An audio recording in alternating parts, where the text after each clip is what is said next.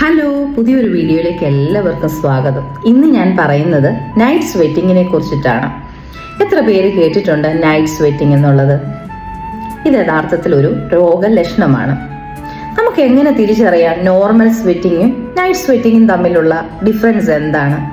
നമുക്കറിയാം, നാട്ടിലൊക്കെ ഇപ്പം ക്ലൈമറ്റ് ഭയങ്കര ചൂടാണ്. രാത്രി നമ്മൾ കിടന്നാൽ നമ്മൾ വിയർക്കും. അത് നോർമലുള്ള കാര്യമാണ്. പുതപ്പ് മൂടിക്കിടക്കുന്നത് മൂലം നമ്മുടെ റൂം ടെമ്പറേച്ചർ ഹൈ ആയിരിക്കുമ്പോൾ നമ്മൾ വിയർക്കും.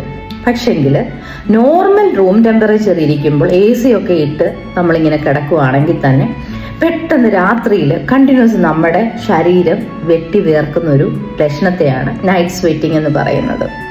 അത് കണ്ടിന്യൂസ് പല രാത്രികളിലും അങ്ങനെ നൈറ്റ് സ്വെറ്റിംഗ് ഉണ്ടെങ്കിൽ തീർച്ചയായിട്ടും ഡോക്ടറിനെ കാണണം. അത് എന്തിൻ്റെ രോഗലക്ഷണമാണ്? പ്രധാനമായിട്ടും TB ഉള്ള പേഷ്യൻസിൽ നൈറ്റ് സ്വെറ്റിംഗ് ഉണ്ട്. ഈ നൈറ്റ് സ്വെറ്റിംഗ് ഉള്ളതോടൊപ്പം തന്നെ നമ്മുടെ വെയിറ്റ് പെട്ടെന്ന് കുറയുക, നമുക്ക് ശരീരത്തിന് ഭയങ്കര ക്ഷീണം ഉണ്ടാകുക, ചുമ, ആൻറ്റിബയോട്ടിക് ഒക്കെ കഴിച്ചിട്ട് പോലും ചുമയൊന്നും മാറാതെ കണ്ടിന്യൂസ് ആയിട്ട് ചുമയൊക്കെ ഉണ്ടാകുന്ന രാത്രി കാലങ്ങളിൽ കണ്ടിന്യൂസ് ചുമ, ആൻറ്റിബയോട്ടിക് കഴിച്ചിട്ട് ഒരു കുറവില്ലെങ്കിൽ അത് TBയുടെ ഒരു രോഗലക്ഷണമാകാം.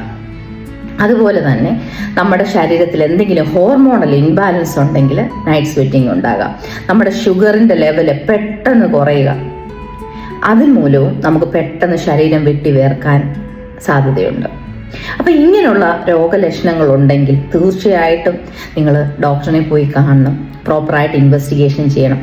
ചുമയോടൊപ്പം നൈറ്റ് സ്വെറ്റിങ്ങും വെയിറ്റ് ലോസും അതുപോലെ തന്നെ ശരീരത്തിന് ഭയങ്കര ക്ഷീണവുമാണെങ്കിൽ അത് TBയുടെ രോഗലക്ഷണമാണ്.